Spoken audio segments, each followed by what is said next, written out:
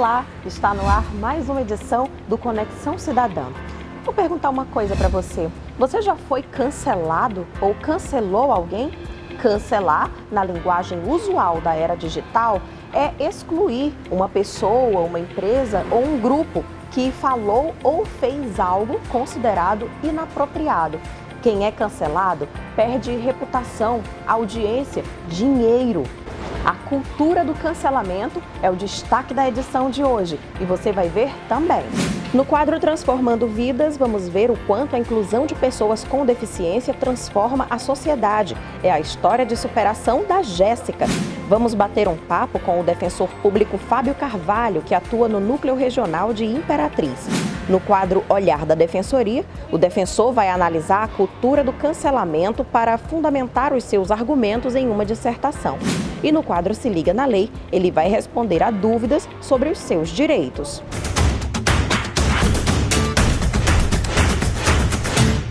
No Conexão Cidadã, a nossa conexão com a cidadania sempre começa com uma história inspiradora para inspirar você a sempre acreditar e buscar os seus direitos. Por isso, vem aí chegando mais um episódio do quadro Defensoria Transformando Vidas.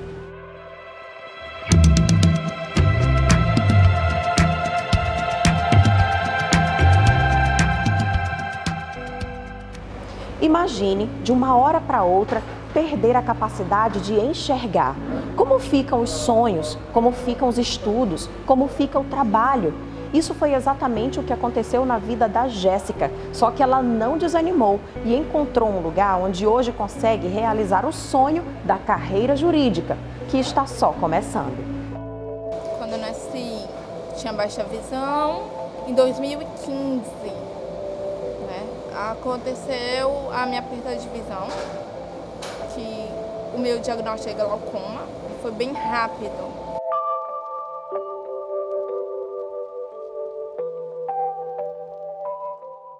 É com os dedos que Jéssica leu o mundo. Ela já estava no curso de Direito da Universidade Estadual do Maranhão quando, há cerca de 5 anos, perdeu completamente a visão. Mas cada dificuldade no caminho se transformou em motivação para Jéssica seguir adiante, cheia de bom humor e com uma autoestima que dispensa comentários. Ficou borrado. Para mim é muito difícil a questão da autonomia. Você imaginar uma pessoa que tentava se locomover com uma certa autonomia, e chegar a perder é bem difícil. Mas mesmo assim, isso para mim não foi barreira. Jéssica conquistou a vaga de estágio jurídico na Defensoria. Com a ajuda da tecnologia, ela ouve quem precisa de assistência, orientações e produz petições. Isso sem contar outra coisinha que ela faz muito bem por aqui: sucesso. Toda atividade que para ela é dada é executada com excelência. O casarão colonial que abriga a sede da DPE tem as adaptações necessárias para a acessibilidade dela e de todas as outras pessoas com deficiência que vêm ao órgão. Para a Defensoria Pública é natural incluir. E a presença de Jéssica aqui é mais do que uma inclusão, é uma transformação institucional. A Defensoria Pública está de portas abertas para realizar a defesa de pessoas com deficiência e ajudar a sociedade a se tornar mais plural e inclusiva. Nós temos que ter em mente que nós temos que ser ilimitados, nós temos que acreditar em nós mesmos, e mostrar o nosso papel para nós, primeiramente, e para a sociedade.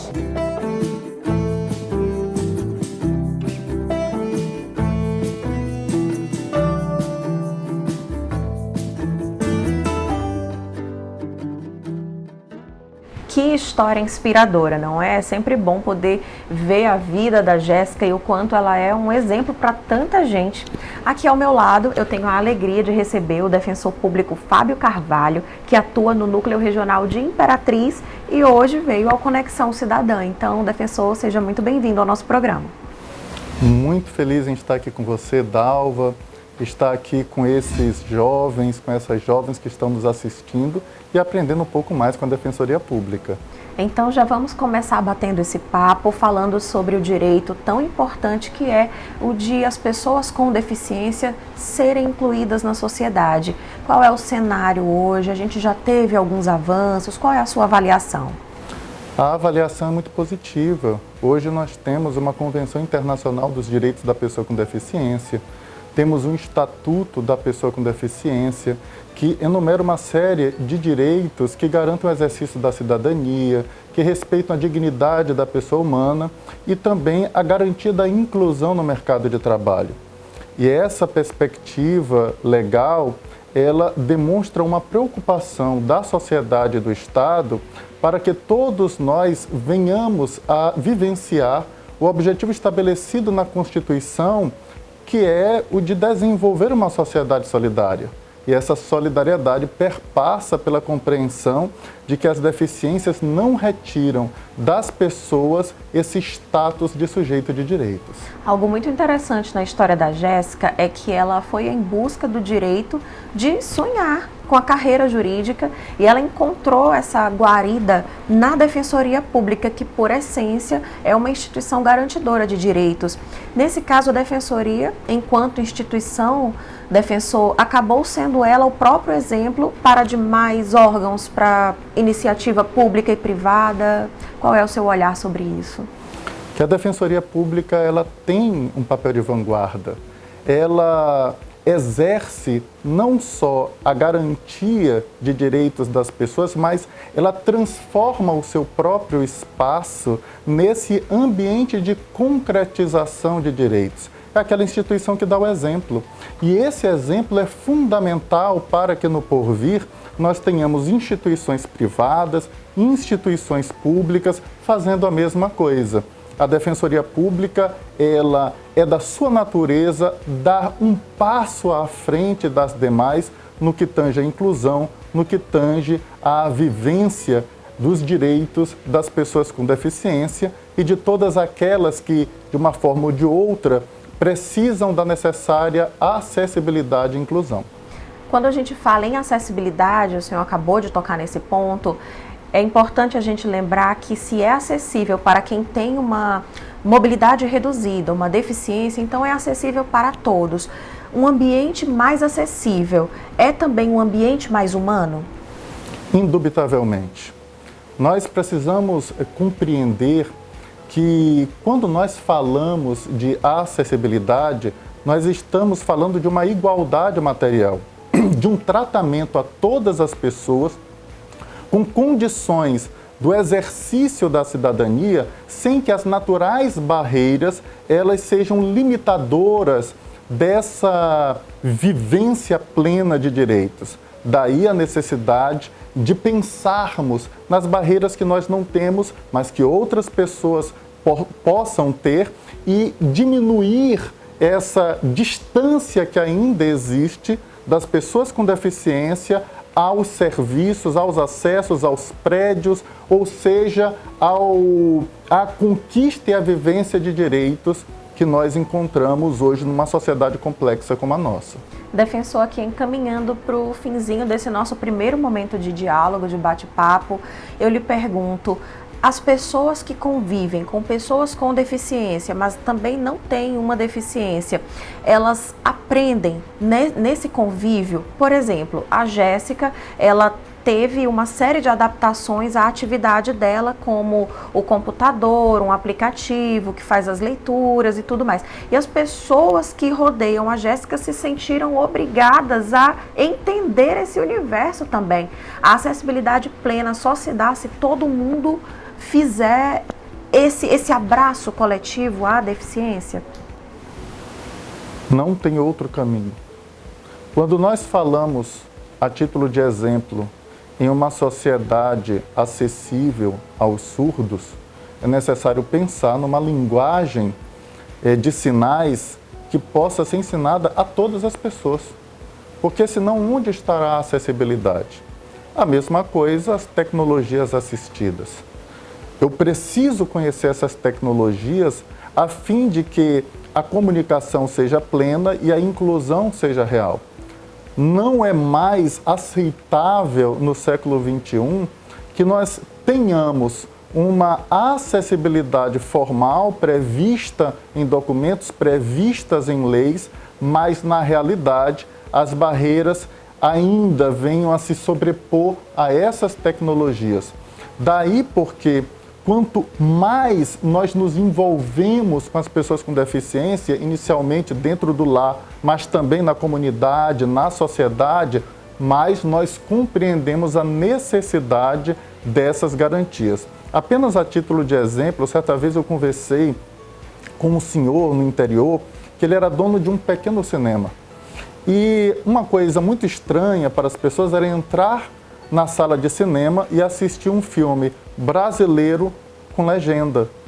E ele então explicou, eu tenho uma filha que ela não escuta, mas lê.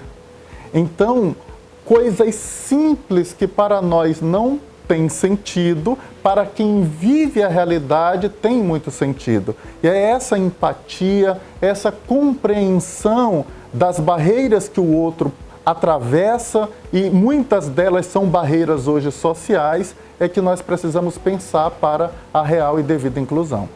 Nossa, muito obrigada. A gente poderia ficar mais tanto tempo conversando sobre esse tema, mas o defensor Fábio vai permanecer aqui com a gente, porque na sequência vem chegando o olhar da Defensoria sobre o tema destaque da edição, a cultura do cancelamento. É já já.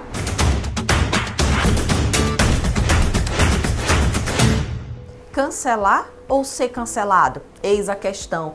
Esse é o verdadeiro terror de muita gente hoje no mundo virtual e na vida real. Mas o que é esse comportamento? Que danos ele pode provocar? O que ele diz sobre a nossa sociedade? Chegou a hora de entender mais a fundo a cultura do cancelamento no olhar da Defensoria. Agora, o defensor público Fábio Carvalho vai fazer uma apresentação geral para a gente sobre esse tema que é o destaque da nossa edição. E caso a sua redação seja sobre isso, então aqui você vai ter argumentos bem fundamentados para dissertar nessa produção textual. Defensor, então, eu vou sair de cena e a palavra é sua. Olá, pessoal. Seja muito bem-vinda, seja muito bem-vindo à Conexão Cidadã. E hoje nós vamos falar, como dito, um pouco sobre o cancelamento, a cultura do cancelamento. Você conhece alguém que já foi cancelado ou cancelada? Quem não ouviu falar na Carol com K? Eu não quero que você fale enquanto eu estou na mesa comendo. Obrigada, me respeita, valeu, não quero, não tô afim. Quem se lembra aqui da Betina? Oi, meu nome é Betina, eu tenho 22 anos e R$1.042.000 de patrimônio acumulado. Pessoas todos os dias estão sendo anuladas nas redes sociais, no mundo virtual e até mesmo nos grupos familiares. E nós precisamos conversar um pouco a mais sobre isso para compreender esse fenômeno que é o do cancelamento. Se nós fôssemos fazer uma análise um tanto quanto perfunctória, poderíamos chegar ao conceito de que o cancelamento é o isolamento, o insulamento, a anulação de uma pessoa dentro de um ambiente virtual em razão de alguma fala ou de alguma conduta que ela realizou e que essa conduta ou essa fala foi contrária à percepção de vida de um determinado grupo social. E nós vamos percebendo que essa cultura do cancelamento, ela não é nova, ela é até muito antiga. Quem aqui não se lembra de Judas Iscariotes? Sim, aquele discípulo que traiu Jesus, aquele discípulo que ficou famoso pelo beijo da traição. Até hoje nós malhamos o Judas, até hoje ele está cancelado. Você já viu alguma pessoa que se chama Judas Iscariotes? Olha que quando a gente encontra um Judas Tadeu, já é muita coisa. Mas por que nós cancelamos uns aos outros desde tempos imemoriais? Alguns filósofos acreditam que isso está na própria natureza humana. Nós julgamos as pessoas com muita facilidade. E nós acreditamos que o nosso ponto de vista é sempre o correto. E seja ele a partir de uma percepção egocentrada ou etnocentrada, nós nos valemos dessa percepção de vida para anular as pessoas ou enaltecer aquilo que elas falam, aquilo que elas dizem nas redes sociais. Você pode, ao longo da sua redação, fazer uma rápida pincelada sobre a natureza do ser humano, seja tomando a perspectiva do pensamento de Hobbes, que acreditava que o homem era mau por natureza, ou, se você tem um outro entendimento, a ideia de Rousseau de que o homem é bom por natureza. Independentemente de como você analisa a natureza humana, há uma certa dificuldade de compreensão desse anseio que nós temos de julgar as pessoas. O fato é que nas redes sociais tudo acontece de forma imediata. Se nós pensássemos em 2 séculos atrás, 3 séculos atrás, e eu tivesse uma ideia, até que essa ideia se disseminasse, e aí já tinham sido meses, anos. Hoje não. Hoje, se eu colocar um pensamento no Facebook, no Twitter, no Instagram, em menos de 5 minutos, eu posso ter centenas de milhares ou até mesmo milhões de pessoas se manifestando sobre aquilo.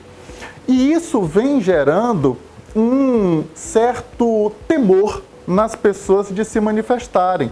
Você já teve esse medo de falar alguma coisa de natureza política, de natureza filosófica na sua rede social? Já começou a escrever e de repente voltou, será que eu troco essa palavra por aquela outra palavra? Nós vivemos nesse momento de profunda reflexão de como nós podemos nos manifestar nas redes sociais, porque como o homem é um ser gregário, acabamos tendo muito receio dessa exclusão dos grupos sociais. E as redes sociais são uma realidade. Nós hoje vivemos num mundo presencial e num mundo virtual. Mas se nós observarmos com cuidado, nós perceberemos que o século XVI foi um século de muito cancelamento, principalmente com os movimentos de reforma e de contra-reforma na igreja. E se você quer se aprofundar um pouco mais sobre o cancelamento, aí vai uma dica. Voltaire tem uma obra extraordinária intitulada Tratado sobre a Tolerância. E nessa obra ele inclusive resgata a França do século XVI, sim, aquela França em que tínhamos o rei Carlos IX no poder, mas também a sua mãe, a rainha-mãe Catarina de Médici, e todos os efeitos históricos que culminaram na noite de São Bartolomeu e aquele fratricídio de luteranos, de calvinistas, de huguenotes, ao longo de todo o território francês. O fato é que nós temos um grande desafio como sociedade, que é de equacionar os nossos problemas. Equacionar a intolerância, o problema da intolerância, sem que necessariamente tenhamos de nos valer de discursos intolerantes. Porque um fenômeno muito claro que nós observamos quanto ao cancelamento é que nós não focamos necessariamente na ideia que foi apresentada pela pessoa cancelada. Nós focamos na própria pessoa cancelada. Schopenhauer, ele vai nos chamar a atenção de que esse fenômeno é um fenômeno onde nós saímos de uma percepção ad hominem, ou seja, de uma percepção impessoal, de uma percepção do ser humano e passamos para uma percepção ad persona, ou seja, nós focamos na pessoa de quem falou. De vez de eu contrapor o argumento, eu simplesmente anulo aquela pessoa. Ela não é mais importante para a sociedade. E essa expressão ganhou tanta projeção nos dias de hoje que, vez por outra, encontramos expressões mais desastrosas com a palavra cancelamento. Quando vemos discursos de mais um CPF cancelado, onde nós preferimos um discurso de matança, um discurso de extermínio, do que necessariamente de construção de uma sociedade mais justa, de uma sociedade mais solidária, de uma sociedade mais igualitária. Por isso, Bauman, ele, em toda a sua coleção de livros, que se debruça sobre a sociedade líquida, analisando o amor líquido, o medo líquido, nós encontramos ali subsídios para a compreensão de como se tornou mais fácil nós nos livrarmos das pessoas que não nos agradam. Essas pessoas que encontramos nas redes sociais, com um único clique, um botãozinho do mouse e o problema está resolvido. Mas aqui tudo parece, a nossa sociedade é bem mais complexa do que isso. E nós somos muito mais inteligentes e capazes de resolver os nossos problemas de forma bem mais humana. E é esse humanismo, é essa perspectiva da dignidade do ser humano que há de nortear todas as convenções internacionais, todas as legislações e, por que não, a nossa conduta nas redes sociais.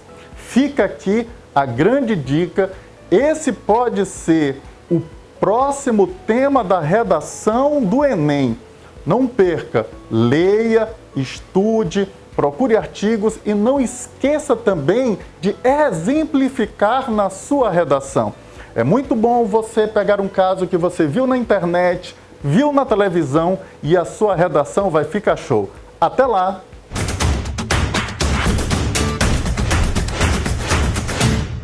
Chegamos agora ao finzinho do nosso programa, mas é o momento de tirar dúvidas sobre direitos em geral. Vem aí o Se Liga na Lei.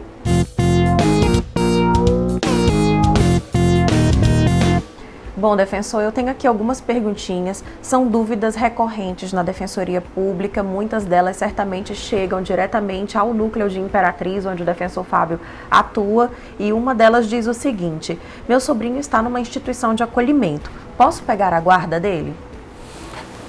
Nessa situação, é muito interessante que a pessoa que compõe a família extensa procure a instituição de acolhimento ou procure o Conselho Tutelar ou mesmo a Defensoria Pública, a fim de garantir àquela criança que ela permaneça inserida dentro da sua própria família. Principalmente quando os pais que compõem a família natural estão temporariamente impedidos do exercício do munus da guarda. Para isso é necessário que haja essa relação com essas equipes técnicas para que sejam feitas visitas, estudos psicossociais e se verifique de fato essa vantagem da criança retornar ao seio familiar. Então procure a Defensoria Pública, procure as instituições que compõem a rede de proteção. Perfeito. Defensor, tem aqui um segundo questionamento. Meu companheiro está me traindo e não aceita dissolver a união estável. Como devo proceder?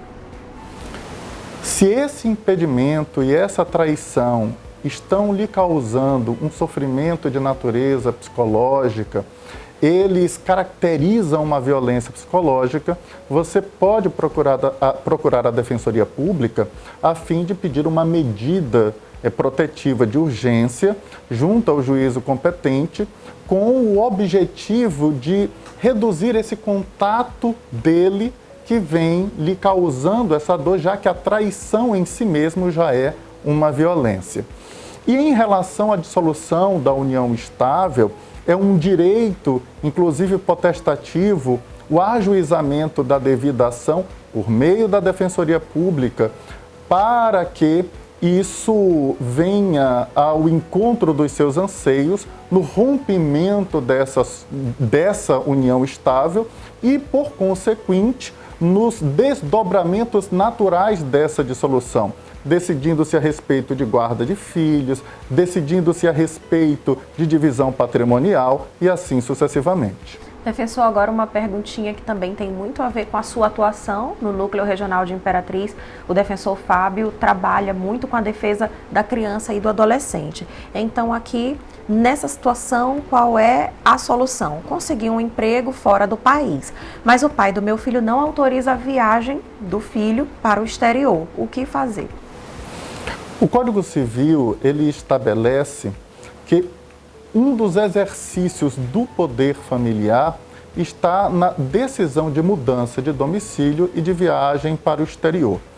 E o mesmo Código Civil diz que quando existe conflito entre os titulares do poder familiar, ou seja, entre o pai e a mãe, ou entre as mães e os pais, o juiz deve decidir isso. Então é necessário ajuizar uma ação por meio da Defensoria Pública, a fim de que o juízo competente venha a suprir essa autorização paterna, a fim de que você possa viajar para o exterior, possa garantir o seu emprego e também possa estar ao lado do seu filho.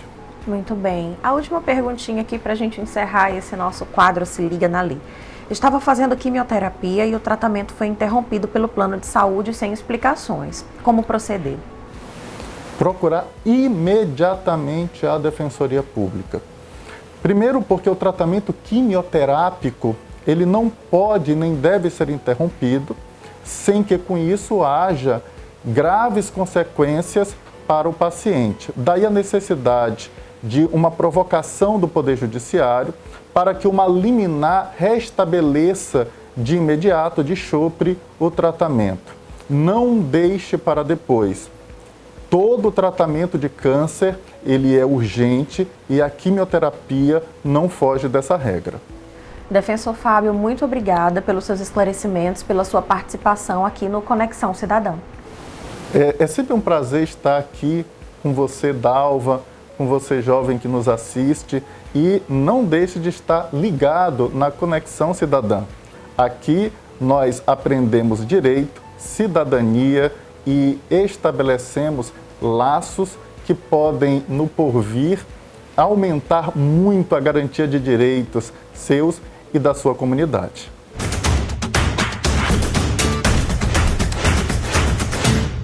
Você tem alguma dúvida, sugestão, elogio? Mande pra gente. Está aqui o e-mail do programa, conexãocidadã.dpema@gmail.com. Nós também estamos nas redes sociais. É só seguir @DefensoriaMA. Muito obrigada pela sua companhia, pela sua audiência e até o nosso próximo encontro. Tchau, tchau.